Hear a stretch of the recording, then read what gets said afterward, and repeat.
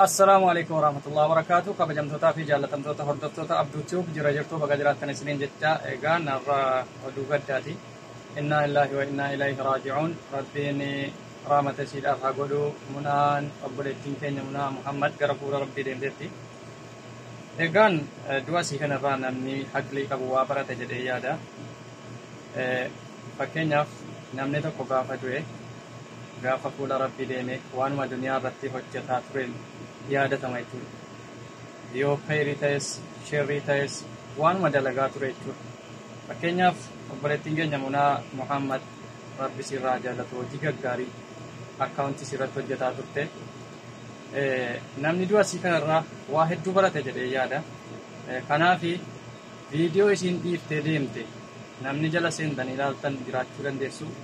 Kan ergasii hordofaa jirtanus kan ergasiin duute immoo jala seentanii ilaaltan jirtu. Kanaafi viidiyoo tokkoon argitan jechuudha. Kan isiin waan hin taane dubbatte viidiyoo tokkoon argitan jechuudha. Khayrii gorsa dhiiras dhalaas utuma gorsitu gara fuula rabbii deemte rabbi sirraa jaallatu. Anaaf hojjette khayrii kana naaf dalagde rabbi siidhaan jedhee mindaas jannataan siidhaaf kaffalu. Waan sharrii tokko takkaatu fuula miidiyaa sirratti hin maxxansin gara akhiraa deemte jechuudha. Rabbi sirraa fakkee balwadii khayrii si rabbiin caffee jannataa keessa si akaa'u. Kanaaf viidiyoo si tokko tokko waliin haa ilaallu. Video si yeroo siin jirtu dalagaa turte jechuudha. Assalamu alaikum. Obboleetti keenya kana Tokkoffaarratti viidiyoo kana haa ilaallu waliin. Isuute dhugaan namanne du'a si kaleessa namane. Biyya eenyuun irraa nafne haqa keenya hunda keenyaaf iyyuu. Obboleettiin keenya kun ammatu guyyaatti duutu barteeti sila akkaawuntii ishee akkasitti dhiiftee biraan deemtu ture. Qulqulleeffattee biraa deemti. Garuu guyyaa fi bakkas yeroo isaa hin beekne. Saniifuu hunda keenya irra jira jechuudha duuti kun. Namni akkasii kana sirbaa fi waan adda addaaf jala kaa'attanii jirtanoo isii kana fakkeenya godhadhaati akkaawuntii keessan qulqulleeffadhaa. Duutii hunda keenyaaf waajiba. Akkatti duunu hin beekne.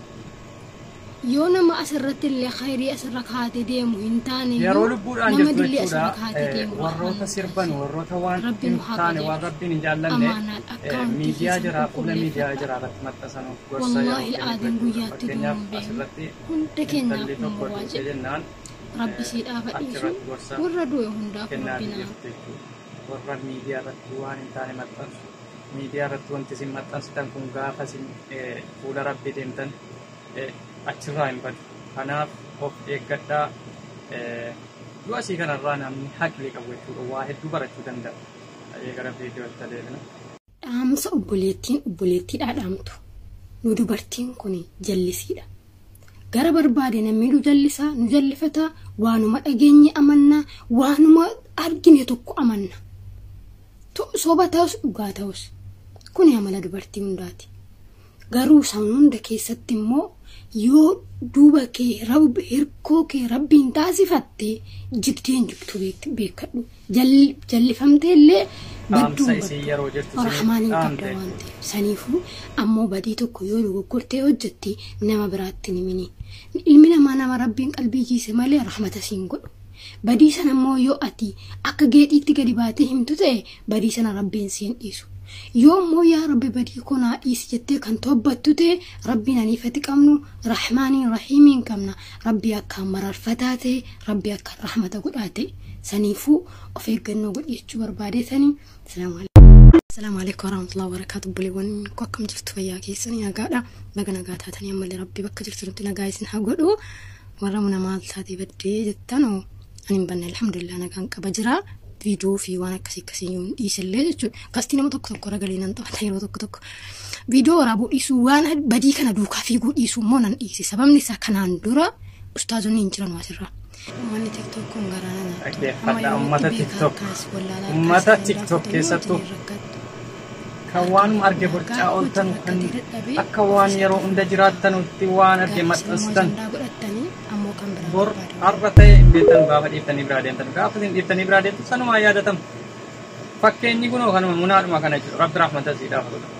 Assalamu alaikum inni je ummanna kamni kaabo firraa yaasaa awaajii wayii bahee moo uummanni silumayyuu waadaa namaa seeneetii waadaa sana guuttatee ka'ee ofirraa yaadu. Wallahi namni gaafa niqaaba uffatu kabajaa uffate gaafa baasu kabajaa sana lafa kaa'u. Malee tuu hijaabaa irrattis ofirraa yaase singorsaa ture. waa tokko ni dhiisu. Warri hijaabaa walitti dhaggeeffadhaa bakka kana. Yoo ofitti namanii yoo nafsiyyaa keessan amansiisuu hin danda'in hin uffatinaa yaakee. Haala maarsu kun. Amma waa jira niqaabaatiin humneen haasaa fuudhaatee. Warri maa badda jettanus jira jechuudhumaa fi ammoo erga yoo miitii namaaf yuutuubaan banannee namni tokko akkasaan jedhaa ture isaanii fi amma yuutuuba banadheeraa seenaati porofaalii koo jala beeksisa koo galuufanii jabaadheen guuttadha waa yuutuubni kun guutamuu qabu jechuudha. Guyyaa 2 guyyaa 3 keessa koo tokko na guuta. Warri qullaa asirra yaatanus video keessan yeroo asirra dhuftanii surreedhaan nu jala wilwil jettan rifeensa qullaa uffanni isin uffattanu baqaqaasa hamma dhaqee luqqeettuutti utuu abbaa keessan fuuldura uffattanii kan deemtanuuti abbaan keessan waan isinii eeyyamu ta'a seetu wallaahi cabsee isin gata hatta yoo abbaan qabne firatu qabee isinii dhantalli maraatteetti isiniin jedhe billaa aleekum ofii biyya namaa keessa jiraannullee aybii keenyaa sataruu dara. Ofirra kabsiisina.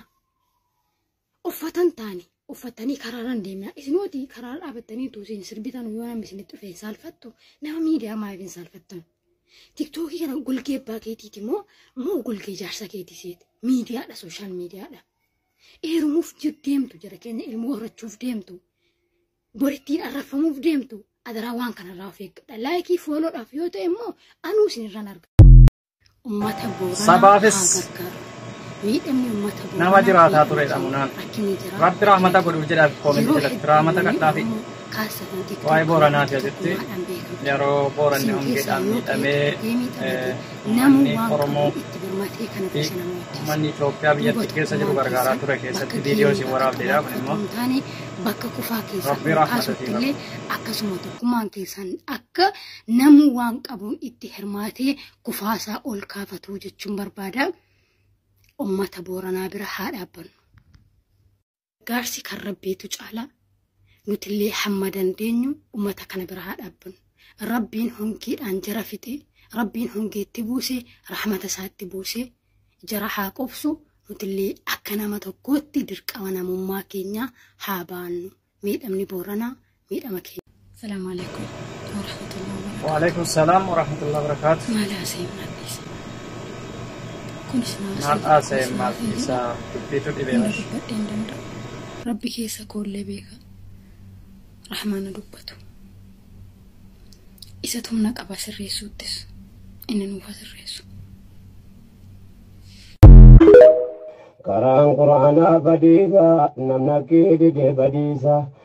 يا جماعة براديسا يا وزنوب لسان قدنا Karaan Quraanaa badiisa nakee dide badiisa yaa jamaa براديسا يا وزنوب لسان قدنا يا ربي يا باقلدا شكرين والله جسني مؤمنك إنما سني دمشي كرا قرآنا يا رحمن بدكتيني نتاسس يفير ديني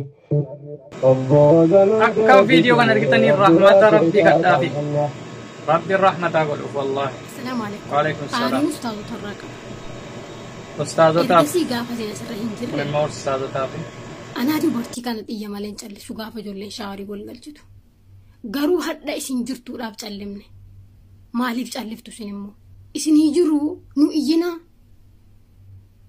Hamma immoo keessa ba'anii qaama kee nutti garsiisii saqqii hiikkadhu. Achi garagalii dabbaa kee nutti garsiisii namni jedhaaru nama gudda. Argaan jirtanuu garuu yoo yeroo sanallee bakka liivii dhayxanii argine ijoolleen viidiyoo waraabdee gadhiisaa jirti. Gara kana dhufuu keessa wanni nu gammanneef jara kan nurraa gorsituudhaaf. Wallahi ani isin argeen callise malee ergasiisaa 24 nan iyya malee hin callisu abadan. Amma gaafa jarri durii dhiisanii jarri haaraan jiran kun immoo akka waan isin argaan jirree wayitti akka barbaadan godhataaru isin immoo argaartu beekaa calliftanii nurraa gorsaa baa dubbadhaa.